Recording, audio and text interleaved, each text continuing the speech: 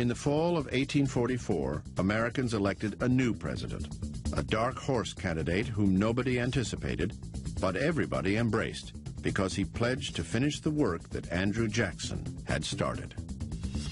Number 11, James K. Polk, Democrat, 1845 to 1849, 49 years old, from Tennessee. The best way to understand Polk is to understand Jackson. Polk saw himself as someone who was going to fulfill this Jacksonian doctrine. What would Jackson do? This is the mantra that Polk seems to repeat almost every day he's in office.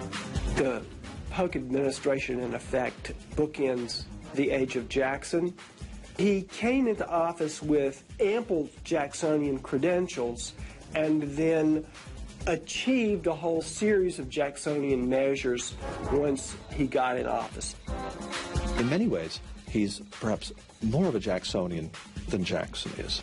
He believes very, very strongly in this idea of a level playing field for the American people. I've said that Jackson and Polk were wedded at the hip and the head. I think they were. I don't think if you and I sat down to dinner with the president of our choice, James K. Polk would come in the top 25. I think he was a great president, but that doesn't mean that he was a likable man. He also was quite a devious man. In contrast to his personality, Polk was probably the most accessible president in U.S. history.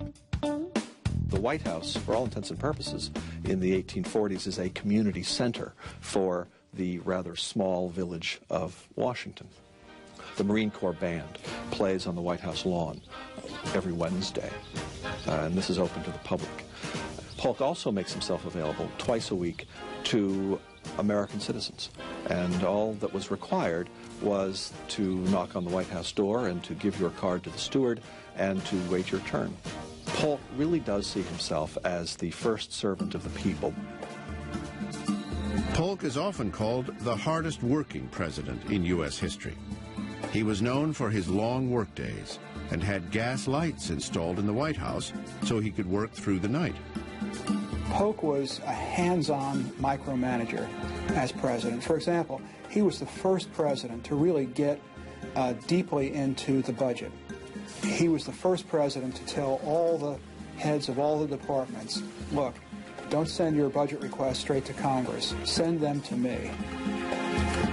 More than anything, James K. Polk wanted to fulfill the ideological promise of Andrew Jackson's presidency, what was then being called America's manifest destiny. He embodies it, this idea that the United States has a providential destiny to expand westward is something that he accepts implicitly. To Polk, manifest destiny was more than an idea. It was his presidential mandate. Polk had 4 goals, which he was dedicated to achieving in his 4 years as president. He said he would only serve 1 term. He wanted to settle the controversy between the United States and Great Britain over the Oregon Territory. He wanted to bring California into the United States. He wanted to set up an independent treasury to fix the credit mess that had prevailed since Jackson. And he wanted to lower tariffs on imports into the American economy.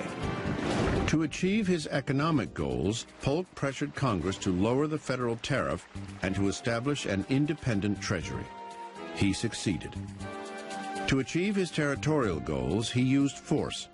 First, he threatened war with Great Britain to gain the Oregon Territory. The cry was raised, 54-40 or fight, 54th parallel, 54-40 or fight. And to his credit, he did not draw the line in the sand on that, end up in the 49th parallel. Then he actually went to war with Mexico to settle the Texas border and acquire the Southwest and California. The Mexican War, fought between 1846 and 1848, came to dominate Polk's administration. And that, along with the acquisition of the Oregon Territory, became the legacy of his presidency. People don't remember, I'm sorry to say, that Polk's greatness as a president has to do directly with the fact that in 4 years he did take the country from just west of the Mississippi all the way to the Pacific Ocean.